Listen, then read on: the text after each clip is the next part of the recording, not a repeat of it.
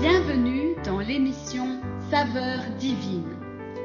Cette bonne nouvelle du royaume sera prêchée dans le monde entier pour servir de témoignage à toutes les nations.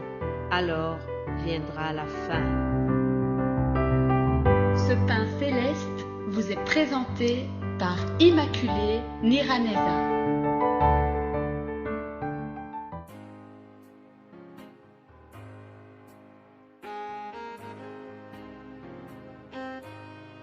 Shalom, shalom, mes bien-aimés qui écoutent l'émission Saveurs divines. Que la paix de notre Seigneur soit avec vous. Bénissons notre Père Céleste qui nous donne encore ce nouveau jour. Bénissons-le pour le souffle de vie que nous avons. Je ne cesserai jamais de vous le dire. Chaque jour qui s'offre à nous, c'est un cadeau. C'est un cadeau du ciel.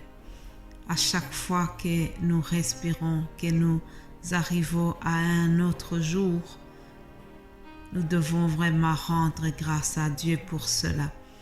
Alors, continuons notre thème que j'ai annoncé hier.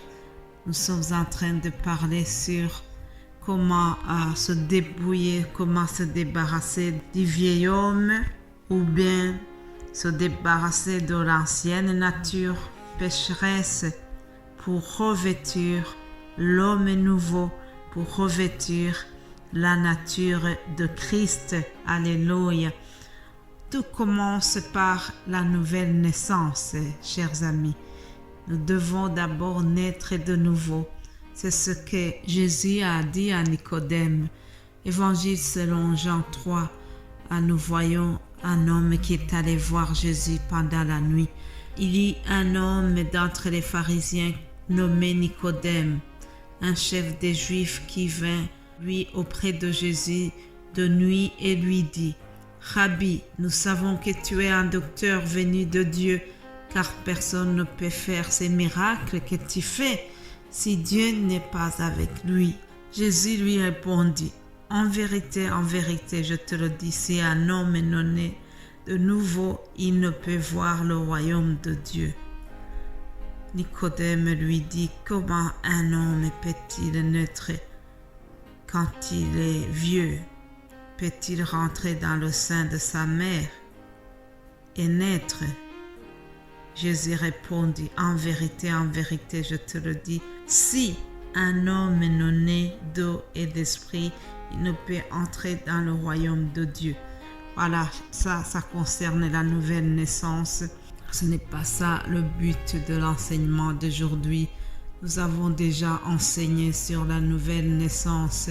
Donc, chaque fois que quelqu'un reçoit Jésus-Christ dans son cœur, qu'il décide de changer d'attitude, qu'il décide de suivre Jésus-Christ, il y a un changement qui s'opère dans son cœur et c'est ça la nouvelle naissance.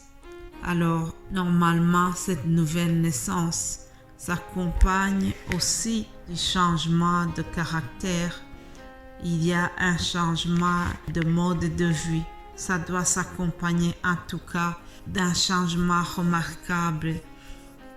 C'est-à-dire, on abandonne la nature pécheresse et on commence une nouvelle vie, une vie qui n'est pas une vie de sainteté nécessairement, mais une vie qui cherche vraiment à ressembler à Christ, une vie qui honore Dieu dans tout ce qu'on fait. Revêtir de l'homme nouveau, c'est aussi faire une révolution dans son raisonnement, dans la manière de vivre, dans la manière de penser. C'est ce que l'apôtre Paul a appelé le renouvellement de l'intelligence. Oui, chers amis, nous devons être transformés, nous devons avoir une autre manière de penser une fois que nous avons décidé de revêtir de l'homme nouveau. Paul dira aux Romains, dans Romains 12, il dira: je vous exhorte donc, frères, par les compassions de Dieu, à offrir vos corps comme un sacrifice vivant, saint, agréable à Dieu, ce qui sera de votre part un culte raisonnable. Donc, quelqu'un qui décide de revêtir l'homme nouveau, il doit aussi offrir son corps comme un sacrifice vivant et agréable à Dieu. Il doit abandonner les plaisirs de son corps. Il doit abandonner certaines convoitises qu'il avait pour vraiment se consacrer à Dieu seul. Alors Paul continue, Romains 12 au verset 2, il dira « Ne vous conformez pas au siècle présent, mais soyez transformés par le renouvellement de l'intelligence, afin que vous discerniez quelle est la volonté de Dieu, ce qui est bon, agréable et parfait. Par la grâce qui m'a été donnée, je dis à chacun de vous de n'avoir pas de lui-même une trop haute opinion, mais de revêtir des sentiments modestes selon la mesure de foi que Dieu a départie à chacun. » Ici, nous voyons que Paul donne quelques conseils. Ce sont des comportements qui doivent accompagner quelqu'un qui est transformé, quelqu'un qui a déjà ce nouveau mode de vie. Ça doit se manifester même dans le renouvellement de la pensée, dans sa manière de vivre. Tout cela doit être déjà remarquable et ça prouve que nous avons revêtu des autres sentiments qui ne sont pas comme des anciens sentiments qu'on avait lorsqu'on n'avait pas encore reçu Jésus dans notre cœur. Une fois qu'on s'est débarrassé de la nature pécheresse, cette nature que nous avons héritée de nos parents originels Adam et Ève, une fois que nous avons reçu Jésus-Christ, une fois que nous sommes nés de nouveau, il y a des comportements, il y a des fruits qui accompagnent cela. Notamment, il y a le fait que quelqu'un devient humble. Oui, l'humilité, c'est vraiment quelque chose qui caractérise quelqu'un qui a revêtu l'homme nouveau, quelqu'un qui est transformé. Il est remarquable par sa modestie, par son humilité.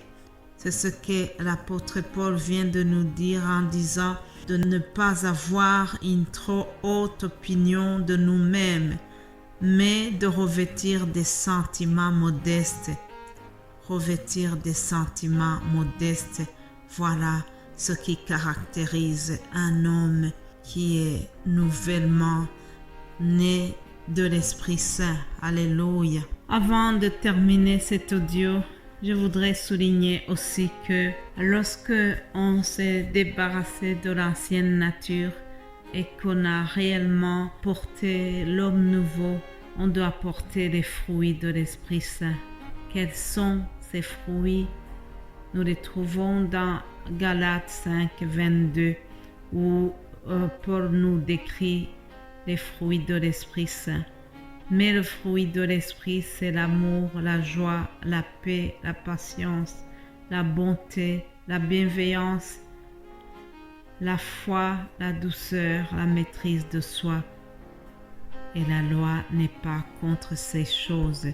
Voilà, chers amis, tous les fruits que nous devons porter une fois que nous nous sommes réellement débarrassés du vieil homme pour porter le nouvel homme, c'est-à-dire pour porter la nature de Christ. Alléluia. Nous devons chaque jour essayer de ressembler à Christ. Voilà, c'est ça le processus du dépouillement de l'ancienne nature pour porter la nouvelle nature de notre Seigneur. C'est lui le modèle. Je vous souhaite de passer une excellente journée. Nous allons continuer demain. Amen.